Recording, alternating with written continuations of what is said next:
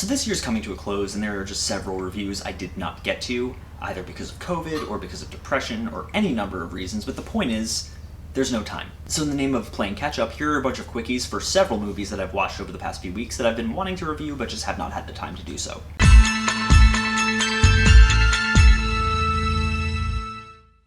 The Barge People, or as I like to call it, The Fish Have Eyes, is directed by Charlie Steeds, and it tells the story of a bunch of friends who are on a vacation on a barge in the British canals in the countryside, and they end up running across a group of mutant fish people. I don't really have too much to say about this one. It's clearly inspired by the Texas Chainsaw Massacre and The Hills Have Eyes, right down to emulating identical plot beats throughout most of its runtime, but it's still way too short considering how long it takes to get going. This is an hour and 20-minute movie, and the first fish person doesn't even show up until about 45 to 50 minutes in. Still, if you want a decent creature feature with some halfway decent gore and monster effects, it's like worth a one-time viewing. Meh.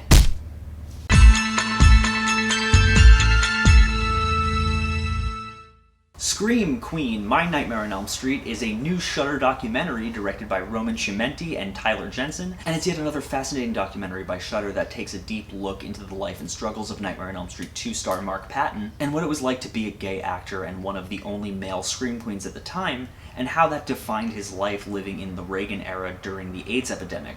It's a personal documentary, but it's a fascinating one that delves into Mark Patton's life and also talks a lot about the resurgence of Freddy's Revenge as a cult queer horror film in recent years, sparking a Rocky Horror-style cult following and getting new appreciation from film theorists.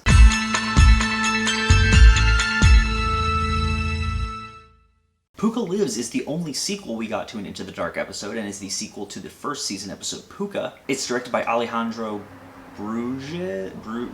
I don't know how, I apologize, I don't know how to pronounce. But it tells the story of a group of childhood friends who create a Puka-style creepypasta online, and are horrified when it takes on a life of its own and begins killing people. While it's nothing particularly special on a visual level, especially compared to the psychedelic Lynchian head trip that was Puka, Puka Lives makes up for it with one of the most fun, campy, original films in all of Into the Dark. It's one of the most unique takes on the viral nature of internet horror that I've seen, and it delves into tulpa theory and memetics and how the nature of how internet horror can push the boundaries of the internet and influence real life.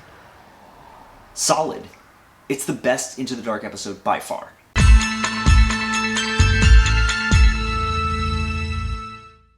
And finally, The Platform is a Netflix original directed by Galder Gazdelou Urrutia, and it tells the story of a group of prisoners trapped in a vertical prison hundreds of layers deep. There are 2 prisoners per floor, and every day a platform is lowered level by level, leaving every subsequent floor to eat the leftovers of the floor above them. Once a month, prisoners are gassed into unconsciousness and wake up on a new random floor, which decides whether or not they'll be eating for the next month. And as you can imagine, that doesn't really work out well for anyone who's not privileged enough to be at the top. Kind of like capitalism. There have been a lot of movies that have tackled class struggle in the last few years, Ready or Not, Satanic Panic, Us, and all of them have discussed the problems with capitalism to some degree. But with The Platform, not only are you given a full-on anti-capitalist movie that details the pitfalls of capitalism as an economic system in the most brutally honest way possible, but also a movie that preaches communism as a good thing, which...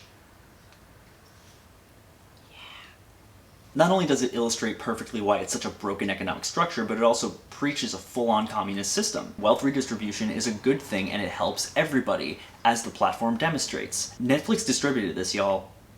Netflix distributed a pro-communist movie.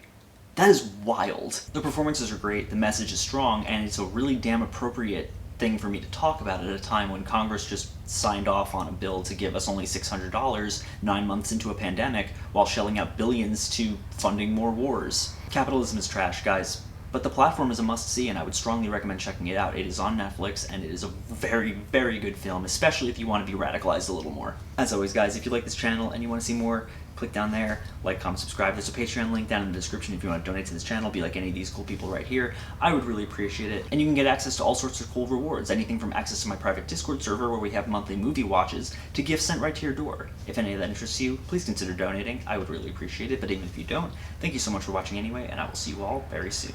No creo que sobreviva usted mucho tiempo.